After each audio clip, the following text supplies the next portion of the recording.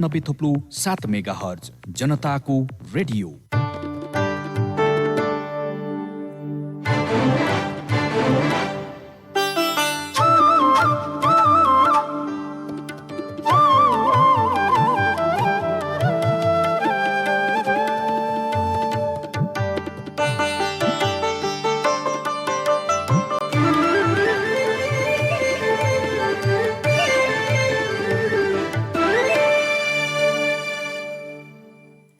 नमस्कार।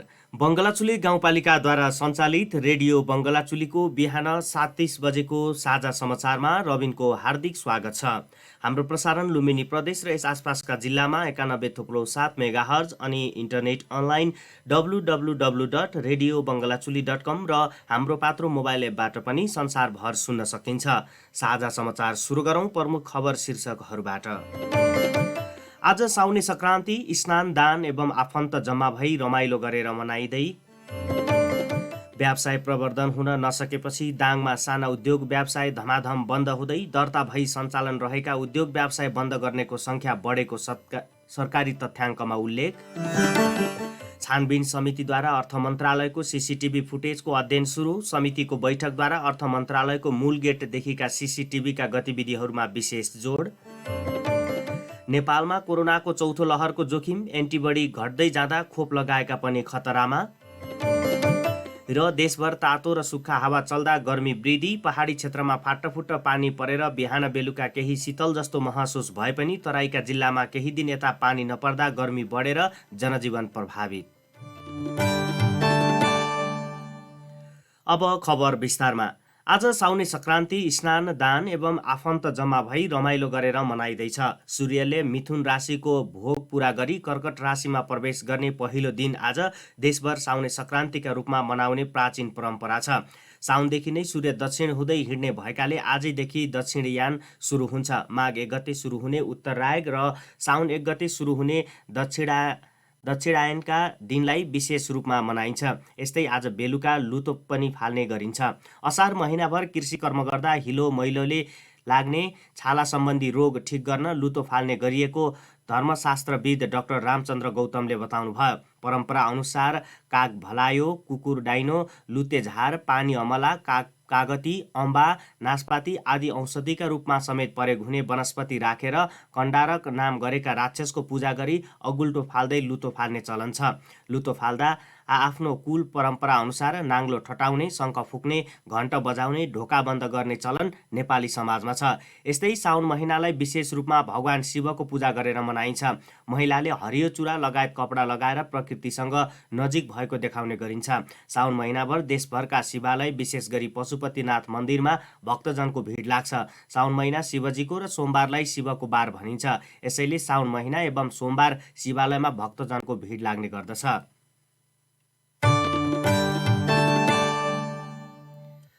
आजदेखि नयाँ आर्थिक वर्ष 2079-80 सुरु भएको छ। आर्थिक वर्षको सुरुवातसँगै नयाँ बजेट कार्यान्वयनमा आउने भएकाले बजेट मार्फत ल्याइएका नयाँ सार्वजनिक नीति पनि लागू हुन्छन्। सरकारले लिएको नीति र निर्धारण गरेका करका नयाँ दरले समग्र अर्थतन्त्रमा प्रभाव पार्ने भएकाले पनि नयाँ आर्थिक वर्षको सुरुवातले विशेष अर्थ राख्दछ। चालु आर्थिक वर्षको बजेट मार्फत सरकारले आयकरको सीमा बढाएको छ। नयाँ व्यवस्था अनुसार अविवाहित व्यक्तिको हकमा वार्षिक 5 लाख रुपैयाँसम्मको आम्दानीमा आयकर लाग्ने छैन। त्यस्तै विवाहितको हकमा 6 लाख रुपैयाँसम्म आयकर लाग्दैन। यद्यपि आफ्नो आम्दानी 1% सामाजिक सुरक्षा कर भने बुझाउनु पर्नेछ। अविवाहितको हकमा 5 देखि 7 लाख रुपैयाँसम्मको आम्दानी 10% र 7 देखि 10 लाख रुपैयाँसम्मको आम्दानीमा 20%, 10 देखि 20 लाख रुपैयाँसम्मको आम्दानीमा 30% आयकर लाग्ने व्यवस्था गरिएको छ। वार्षिक 20 लाख रुपैयाँभन्दा धेरै आम्दानी हुने अवस्थामा भने त्यसभन्दा माथिको आम्दानीमा 36% आयकर तिर्नुपर्छ। यसैगरी विवाहितको हकमा 6 लाखदेखि 8 लाख रुपैयाँसम्मको आम्दानीमा 10% आयकर तिर्नुपर्ने नयाँ व्यवस्था छ। 8 लाखदेखि 11 लाख रुपैयाँसम्मको आम्दानीमा 20% र 11 लाखदेखि 20 लाख रुपैयाँसम्मको आम्दानीमा 30% आयकर लाग्नेछ। 20 भन्दा माथिको आम्दानीमा 36% आयकर तिर्नुपर्नेछ। सरकारले 15%ले वृद्धि गरेको कर्मचारीको तलब आजैदेखि लागू हुँदैछ। आजदेखि पहिलो पटक विद्युतीय सेवा कर लागू हुँदैछ। यो नयाँ व्यवस्था अनुसार अबदेखि युट्युब, फेसबुक, नेटफ्लिक्स जस्ता प्लेटफर्म करको दायरामा आएका छन्। वार्षिक 20 लाख रुपैयाँभन्दा धेरै आम्दानी गर्ने यी प्लेटफर्मले कारोबार मूल्यको 2% कर तिर्नुपर्ने व्यवस्था आर्थिक ऐनले गरेको छ। स्थायी लेखा नम्बर नलिए पनि विद्युतीय सेवा उपलब्ध गराएर नेपालमा आम्दानी गर्ने सबैले कर बुझाउनु पर्नेछ। नेपालमा बसेर विदेशमा आउटसोर्सिङ गरेर आम्दानी गरे बापत करयोग्य आयमा 1% कर बुझाउनु पर्ने व्यवस्था पनि लागू भएको छ। आर्थिक ऐनले व्यवस्था गरेको दूरसञ्चार सेवा शुल्क पनि आजदेखि लागू हुँदैछ। यसअघि 13% रहेको सेवा शुल्क नयाँ आर्थिक वर्ष सुरु भएसँगै 10% कायम गरिएको छ।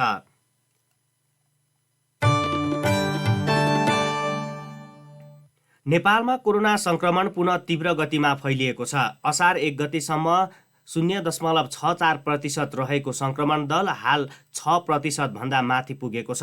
स्वास्थ्य तथा जनसङ्ख्या मन्त्रालयको तथ्याङ्क केलाउँदा असार 1 गते परीक्षण गरिएका मध्ये 0.64% मा कोरोना पुष्टि भएको थियो। सो सङ्ख्या बढेर असार 5 गते 1.13% पुगेको थियो।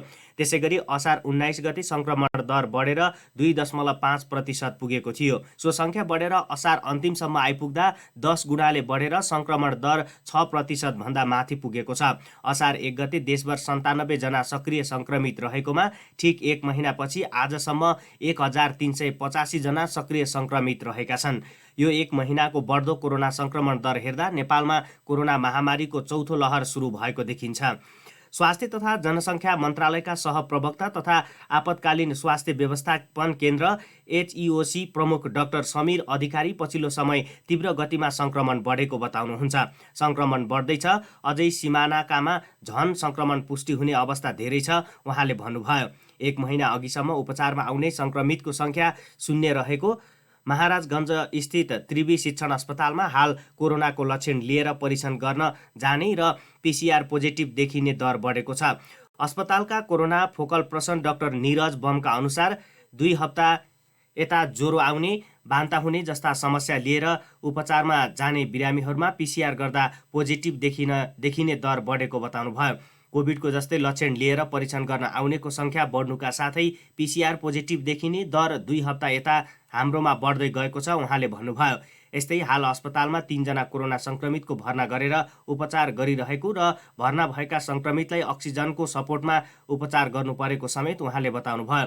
यो मौसममा ज्वरो, झाडापखलाका बिरामी धेरै आउने मौसम भए पनि त्यस्ता लक्षण लिएर आउने धेरैमा कोरोना पुष्टि भएको उहाँले बताउनुभयो।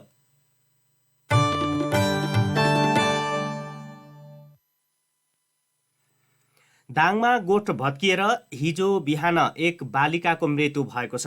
घोराई उपमहानगरपालिका वडा नम्बर 9 मा हिजो बिहान माटोले बनेको गोठ भत्किँदा त्यसमा परि घाइते 2 वर्षीय बालिकाको मृत्यु भएको हो। स्थानीय इब्राहिम मियाकी 2 वर्षीय छोरी अबिता खातुनका उपचारको क्रममा मृत्यु भएको प्रहरीले जनाएको छ। गम्भीर घाइते ती बालिकालाई उपचारका लागि राप्ते स्वास्थ्य विज्ञान प्रतिष्ठानमा लगिएकोमा उपचारका क्रममा मृत्यु भएको जिल्ला प्रहरी कार्यालय दाङका प्रहरी निरीक्षक सन्दीप बेलवासेले जानकारी दिनुभयो। त्यस्तै दाङमा बाख्रा चराउन गएका एक किशोरको चट्याङ लागेर मृत्यु भएको छ।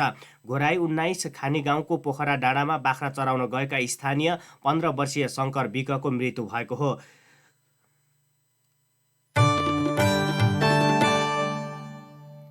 व्यवसाय प्रवर्धन हुन नसकेपछि दाङमा साना उद्योग व्यवसाय धमाधम बन्द हुन थालेका छन्। दर्ता भई सञ्चालन रहेका उद्योग व्यवसाय बन्द गर्नेको सङ्ख्या बढेको सरकारी तथ्याङ्कले देखाएको छ। उद्योग व्यवसाय चल्न नसकेपछि व्यवसायीहरूले दर्ता भएका उद्योग व्यवसायको लगत कट्टा गर्न थालेका छन्। आर्थिक वर्ष 2077-78 मा भन्दा 2078-79 मा उद्योगको लगत कट्टा गर्ने व्यवसायीको सङ्ख्या बढेको देखिएको छ। आर्थिक वर्ष 2077-78 मा 207 उद्योग र वाणिज्यतर्फ 280 गरी 487 व्यवसायीले व्यवसाय बन्द गराएका थिए। तर त्यो सङ्ख्या बढेर आर्थिक वर्ष 2078 मा उद्योगतर्फ 219 र वाणिज्यतर्फ 341 गरी 560 व्यवसाय बन्द भएका छन्। 2079 असार मसान्तसम्म 1 वर्षको अवधिमा गत वर्षभन्दा 73 वटा बढी उद्योगको लगत कट्टा भएको घरेलु तथा साना उद्योग कार्यालय दाङले जानकारी दिएको छ। व्यवसाय चलाउन नसक्ने विभिन्न कारण देखाउँदै व्यवसाय बन्द गराएको घरेलु तथा साना उद्योग कार्यालय भन्दै दाङका उद्योग अधिकृत बहादुर ओलीले जानकारी दिनुभयो। उहाँले बैंकले ऋण नदिँदा, उत्पादित सामग्री बिक्री गर्न नसक्दा, जनशक्ति अभाव तथा आधुनिक तरिकाले व्यवसाय गर्न नसक्दा व्यवसाय बन्द गर्नु परेको व्यवसायले कारण देखाउने गरेको बताउनुभयो। लगत कट्टा गर्नेमा पर्यटन, कृषि, मिल, होटेल, प्रशिक्षण केन्द्र लगायत सबै किसिमका व्यवसाय रहेको उद्योग अधिकृत ओलीले जानकारी दिनुभयो। उहाँले भन्नुभयो, जिल्लामा रहेका सबै किसिमका उद्योगहरूको लगत कट्टा भएको पाइएको छ। हालसम्म दाङ जिल्लामा 10,946 वटा उद्योग र 12,436 वटा फर्म दर्ता भएका छन्। आर्थिक वर्ष 2078-79 मा राजस्व पनि घटेको छ। अघिल्लो वर्ष उद्योगतर्फ 61,57,000 राजस्व प्राप्त भएकोमा 2079 असार मसान्तसम्म 56,93,000 मात्र राजस्व प्राप्त भएको कार्यालयले जानकारी दिएको छ। कार्यालयका अनुसार वाणिज्यतर्फ अघिल्लो वर्ष 1,46,06,000 राजस्व प्राप्त भएको थियो भने 2079 असार मसान्तसम्म 1,11,31,000 रुपैयाँ राजस्व प्राप्त भएको छ। उद्योग अधिकृत ओलीले उद्योग घटेसँगै राजस्व पनि घटेको बताउनुभयो। कार्यालयले सरकारले नयाँ उद्योग दर्ता गर्न निशुल्क गरेकाले पनि राजस्व घटेको जनाएको छ।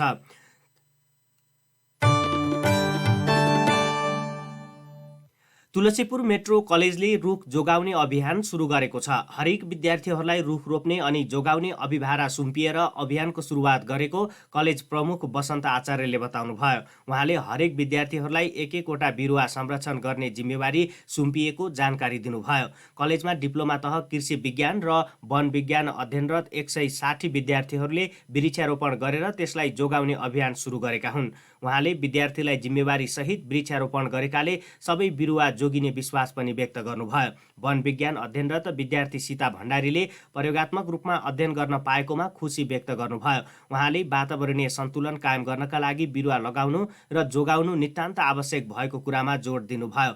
10 बिघा क्षेत्रफलमा फैलिएको कलेजको सबै किनारामा बिरुवा लगाइएको छ। फलफुल र सौन्दर्यपरक बिरुवाहरू रोटरी क्लब अफ तुलसीपुर सिटीले उपलब्ध गराएको थियो। अभियानको सुरुवात गर्दै नगर प्रमुख टीकाराम खड्काले वृक्षारोपणसँगै बिरुवाहरूको संरक्षण पनि आवश्यक भएको बताउनुभयो। आजको पुस्तालाई वातावरण संरक्षणप्रति सजग गराउनु आवश्यक रहेको पनि उहाँको भनाइ थियो। दाङको तुलसीपुरबाट सञ्चालित एसटिएन टिभीको वार्षिक उत्सव हिजो मनाइएको छ। 2064 सालमा मुफस्सलमा पश्चिम नेपालकै पहिलो टिभी एसटिएनलाई नयाँ व्यवस्थापनका साथ गत वर्ष असार 32 गतेदेखि पुनः प्रसारणमा ल्याइएको थियो। आरोह अवरोहका साथ 1.5 दशकदेखि नियमित रूपमा सञ्चालनमा रहेको एसटिएन टिभी पत्रकार सुशील बस्नेतको नेतृत्वमा नयाँ व्यवस्थापनका साथ सुरु हुँदा नयाँपन आएको फरक कोण मिडिया प्रणालीका अध्यक्ष एवं तुलसीपुर उद्योग वाणिज्य सङ्घका महासचिव विनिल केसीले बताउनुभयो। कार्यक्रम प्रबन्धक निर्देशक सुशील बस्नेतले आम नागरिकको भावना र चाहनालाई प्राथमिकता दिनुपर्ने बताउनुभयो। रोल्पाको गङ्गादेव गाउँपालिकाले करार सेवाका सबै कर्मचारीको करार सम्झौता नगर्ने भएको छ।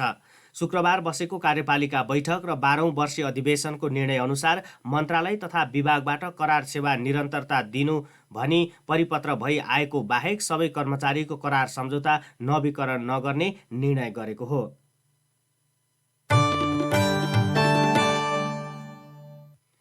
आजदेखि लुम्बिनी र राप्ती प्रादेशिक अस्पतालमा आकस्मिक र बहिरङ्ग सेवाको टिकट तथा शैय्या बापत शुल्क नलाग्ने भएको छ।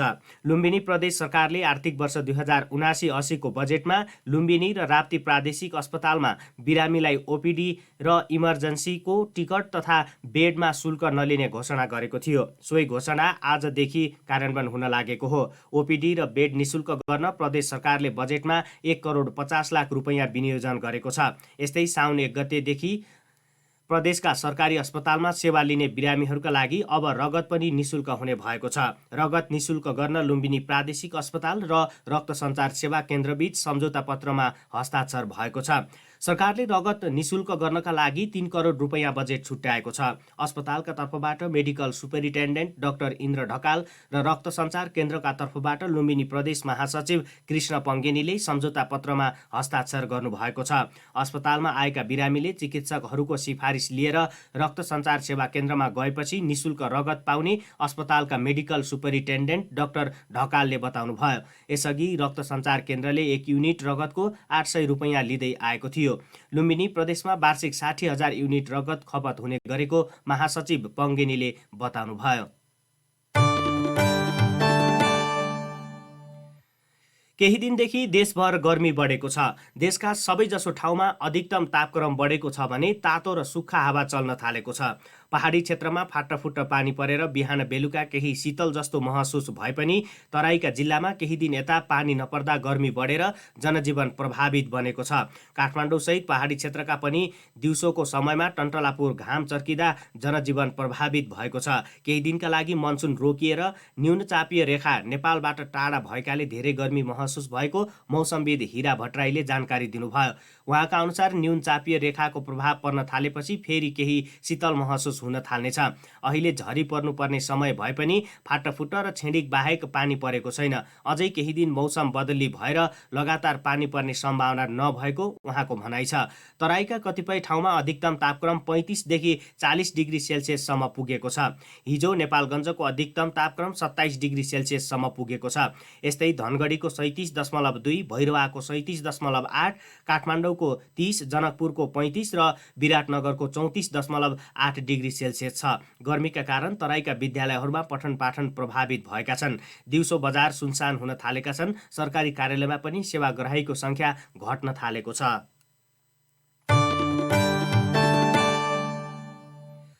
गृहमन्त्री बालकृष्ण खाँडले हतियार किन्ने सरकारको योजना नरहेको बताउनु भएको छ।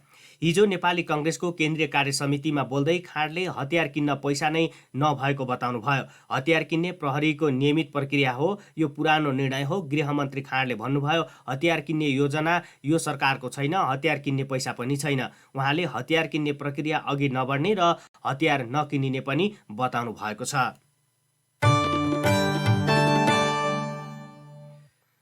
पूर्व अर्थमन्त्री जनार्दन शर्मामाथि छानबिन गर्न बनेको संसदीय छानबिन विशेष समितिले अर्थ मन्त्रालयको सीसीटीभी फुटेजको अध्ययन सुरु गरेको जनाएको छ। हिजो सिंहदरबारमा बसेको समितिको बैठकले अर्थ मन्त्रालयको मूल गेटदेखिका सीसीटीभीका गतिविधिहरूमा विशेष जोड दिएर अध्ययन गरिरहेको बताएको हो। समितिका सचिव सुरेन्द्र अर्यालले हिजो राजस्व विभाग र भन्सार विभागका महानिर्देशकसँग छलफल गरेको र हिजै अर्थ मन्त्रालयका राजस्व सचिव, अर्थ सचिवसँग पनि छलफल गरेको बताउनुभयो।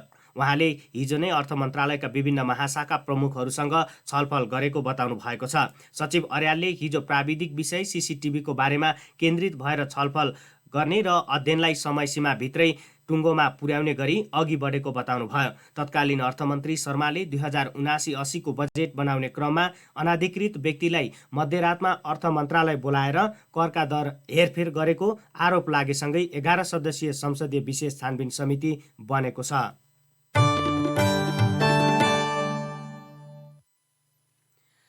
कञ्चनपुरमा 20 वर्षीय युवतीमाथि सामूहिक बलात्कार गरेको आरोपमा एक प्रहरी जवानसहित 4 जना पक्राउ परेका छन्। पक्राउ पर्नेहरूमा पुनर्वास नगरपालिका 9 का 24 वर्षका सुशील विष्ट, 19 वर्षका लक्ष्मण सुनार र पृथ्वी भाट छेत्री, 22 वर्षका प्रेम प्रसाद जैसी रहेको कञ्चनपुरका प्रहरी उपरीक्षक श्यामसिंह चौधरीले जानकारी दिनुभयो। उहाँका अनुसार जैसी सशस्त्र प्रहरीका जवान हुन्। उनीहरूले असार 23 गते राति पुनर्वास नगरपालिका 8 की युवतीमाथि सामूहिक बलात्कार गरेको प्रहरीले जनाएको छ। हिजो प्रहरीमा जाहेरी परेपछि आरोपीहरूलाई नियन्त्रणमा लिएको एसपी चौधरीले बताउनुभयो। प्रारम्भिक अनुसन्धानबाट ती युवती र आरोप लागेका सुशील विष्टबीच प्रेम सम्बन्ध रहेको खुलेको छ। प्रहरीको नियन्त्रणमा रहेका विष्टले युवतीसँगको आफ्नो प्रेम सम्बन्ध स्वीकार गरेको एसपी चौधरीले बताउनुभयो। सुशीलले भागेर विवाह गर्ने भन्दै युवतीलाई मोटरसाइकलमा लगेर गएको प्रहरीले जनाएको छ। सोही क्रममा उनीहरूलाई देखेर अन्य 3 जनाले पिछा गरेका थिए। युवतीलाई 4 जनाले बलात्कार गरेको प्रहरीले जनाएको छ। पक्राउ परेका उनीहरूलाई इलाका प्रहरी कार्यालय त्रिभुवन बस्तीमा राखिएको छ। घटनाबारे थप अनुसन्धान जारी रहेको एसपी चौधरीले जानकारी दिनुभयो। भारत भ्रमणमा रहनुभएका नेकपा माओवादी केन्द्रका अध्यक्ष पुष्पकमल दाहाल प्रचण्डले भारतीय विदेश मन्त्री डाक्टर एस जयशंकरसँग भेटवार्ता गर्नुभएको छ। नयाँ दिल्लीमा भएको भेटवार्तामा दुई देशको सम्बन्धका विविध विषयमा छलफल भएको छ। भेटवार्तापछि ट्विट गर्दै विदेश मन्त्री जयशङ्करले प्रचण्डलाई स्वागत गर्न पाउँदा खुसी लागेको उल्लेख गर्दै छलफल फलदायी भएको बताउनु भएको छ। उहाँले आर्थिक सहकार्यमा केन्द्रित भएर छलफल भएको पनि जानकारी दिनुभएको छ। छिमेकी पहिलो नीतिलाई प्रतिबिम्बित गर्दै नेपालको विकास र समृद्धिको चाहनामा भारत सदैव भरपर्दो साझेदार रहने पनि भारतीय विदेश मन्त्री जयशङ्करले उल्लेख गर्नुभएको छ। हिजो भारत जानुभएका प्रचण्डले भारतीय सुरक्षा सल्लाहकार अजित डोभाल लगायतसँग भेटवार्ता गर्नुहुने कार्यक्रम रहेको छ। यसैबीच नेकपा माओवादी केन्द्रका अध्यक्ष पुष्पकमल दाहाल प्रचण्डले नेपाल र भारतबीचको सम्बन्धलाई थप सुदृढ बनाउनका लागि भ्रमण गरेको बताउनु भएको छ। हिजो भारत नयाँ दिल्लीमा रहेको नेपाली दूतावासको कार्यालयमा पत्रकारसँग कुरा गर्दै उहाँले यस्तो बताउनु भएको हो। उहाँले भारतीय जनता पार्टीका अध्यक्षको निमन्त्रणामा आफू भारत भ्रमणमा आएको बताउनु भयो। उहाँले करिब 3 महिना पहिले नै कार्यक्रम तय भइसकेकोले यो आकस्मिक भ्रमण नभएको दोहोऱ्याउनु भयो। आफ्नो भारत भ्रमण सद्भावना भ्रमण रहेको उल्लेख गर्दै नेपाल भारतबीचका सम्बन्धका विविध पक्षमा नेताहरूसँग चर्चा गरेर सकारात्मक वातावरण बनाउनमा आफ्नो प्रयास हुने स्पष्ट पार्नुभयो।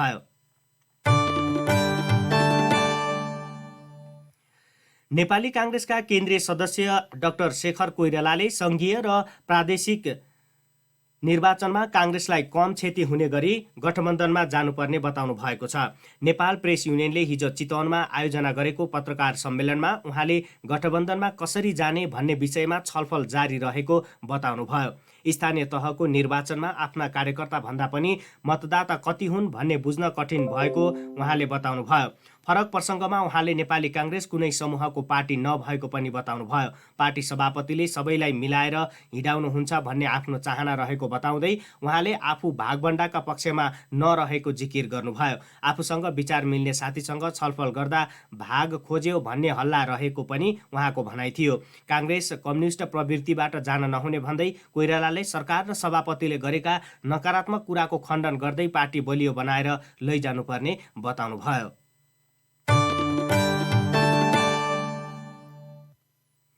नेकपा माओवादी केन्द्रका नेता नारायण काजी श्रेष्ठले चीनलाई कमजोर पार्न अमेरिकाले नेपालको भूमि र राजनीतिलाई प्रयोग गर्न चाहेको बताउनु भएको छ। हिजो काठमाडौँमा आयोजित नेपालको भू राजनीतिक अवस्था चुनौती र अबको बाटो विषयक विचार गोष्ठीमा पूर्व परराष्ट्र मन्त्री समेत रहेका श्रेष्ठले 3 ठूला शक्ति राष्ट्रले नेपालमा के चाहन्छ भन्ने प्रश्न उठाउनु भयो। दक्षिणी छिमेकी भारतले नेपाललाई आफ्नो प्रभाव क्षेत्रका रूपमा लिन चाहेको उहाँले बताउनु भयो। माओवादी केन्द्रका नेता श्रेष्ठले अघि भन्नुभयो, चीनले महाशक्ति बन्ने यात्रामा व्यवधान गर्ने शक्तिहरू नेपाल भएर फ्री तिब्बतको मुद्दा लिएर होस् या नेपालको भूमि प्रयोग गरेर होस् वा नेपालको सत्तालाई प्रयोग गरेर होस्, नेपालको राजनीतिलाई प्रयोग गरेर चीन विरोधी थलोका रूपमा नेपाल हुन नपाओस् भनेर हेर्छ। अमेरिकाले भने नेपाली भूमि वा राजनीतिलाई प्रयोग गरेर चीनलाई कमजोर पार्न खोजेको श्रेष्ठले बताउनु भयो। अहिलेको विश्व परिवेशमा आफ्नो खस्किँदै गरेको महाशक्ति भूमिकालाई कायम राख्न चीनलाई कमजोर पार्न नेपालको भूमि र नेपालको राजनीतिलाई कमजोर पार्न चाहन्छ। उहाँले अमेरिकाबारे भने नेपालमा अहिले पनि जनमतको हिसाबले अग्रस्थानमा रहेको वामपन्थी आन्दोलनलाई छेदविच्छेद बनाउन चाहन्छ। यसलाई चिर्ने ठिक नीति र व्यवहार नै आजको आवश्यकता भएको माओवादी केन्द्रका नेता श्रेष्ठले बताउनु भयो।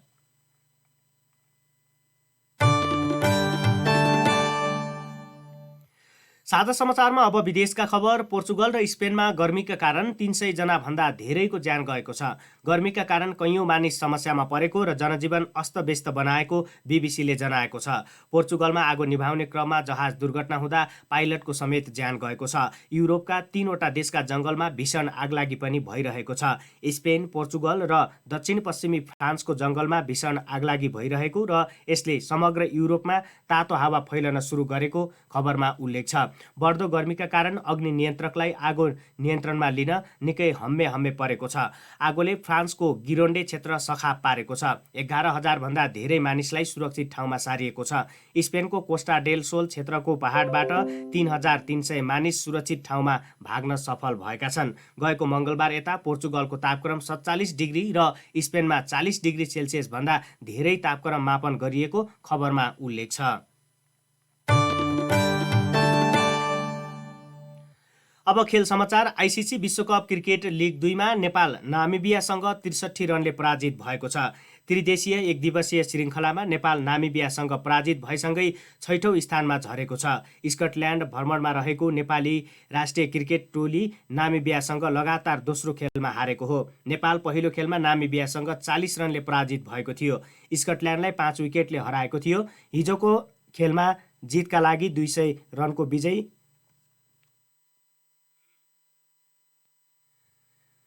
विजयी लक्ष्य पछ्याएको नेपाल 37 ओभर 5 बलमा 136 रनमा अल आउट भयो। नेपालका दिपेन्द्र सिंह एरीले सर्वाधिक 38 रन जोडे। त्यसअघि टस जितेर पहिला ब्याटिङ गरेको नामिबिया 49 ओभर 2 बलमा 179 रनमा अल आउट भएको थियो। नामिबियाका कप्तान जेहार्ड एरास्मसले सर्वाधिक 53 रनको अर्धशतकीय पारी खेले। नेपालका कप्तान सन्दीप लामिछानेले 4 विकेट लिए। त्यस्तै सोमपाल कामी र दिपेन्द्र सिंह एरीले समान 2-2 विकेट लिए। नेपालले अन्तिम खेल आज स्कटल्यान्डसँग खेल्नेछ। अङ्क तालिकामा नेपाल 19 खेलमा 10 मा हार, 8 मा जित र 1 बराबरीका साथ 17 अङ्कसहित 6औं स्थानमा छ। नामिबिया 18 खेलमा 9 मा जित र 9 मा हारका साथ 18 अङ्कका साथ 5औं स्थानमा उक्लिएको छ। यिनै खबरसँगै हामी साझा समाचारको अन्त्यमा छौँ। साझा समाचार सक्नु अघि प्रमुख खबर शीर्षकहरू फेरि एकपटक। आज साउने सङ्क्रान्ति, स्नान, दान एवं आफन्त जम्मा भई रमाइलो गरेर मनाइँदै। व्यवसाय प्रवर्धन हुन नसकेपछि दाङमा साना उद्योग व्यवसाय धमाधम बन्द हुँदै दर्ता भई सञ्चालन रहेका उद्योग व्यवसाय बन्द गर्नेको सङ्ख्या बढेको सरकारी तथ्याङ्क। छानबिन समितिद्वारा अर्थ मन्त्रालयको सीसीटीभी फुटेजको अध्ययन सुरु। समितिको बैठकद्वारा अर्थ मन्त्रालयको मूल गेटदेखिका सीसीटीभीका गतिविधिहरूमा विशेष जोड। नेपालमा कोरोनाको चौथो लहरको जोखिम बढ्दै, एन्टिबडी घट्दै जाँदा खोप लगाएका पनि खतरामा। र देशभर तातो र सुक्खा हावा चल्दा गर्मी वृद्धि। पहाडी क्षेत्रमा फाटफुट्ट पानी परेर बिहान बेलुका केही शीतल जस्तो महसुस भए पनि तराईका जिल्लामा केही दिन यता पानी नपर्दा गर्मी बढेर जनजीवन प्रभावित। अवस्था रेडियो बङ्गलाचुलीको बिहान 7:30 बजेको साझा समाचार यहीँ पुरा भएको छ। 9 बजे अर्को बुलेटिन लिएर आउनेछौँ। अहिलेलाई भने प्राविधिक मित्र एनबी निर्दोष अनि सुनेर साथ दिने तपाईँलाई धन्यवाद दिँदै साझा समाचार युनिटसँगै म पनि बिदा हुने अनुमति चाहन्छु। रेडियो बङ्गलाचुली 91.7 मेगाहर्ज सुन्दै गर्नुहोला। नमस्कार।